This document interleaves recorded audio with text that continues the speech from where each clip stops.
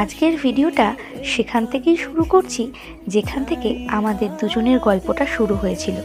Rabindra Bharati university, এই ইউনিভার্সিটির এক সেমিনারেই কিন্তু আমি ওকে প্রথম দেখেছিলাম।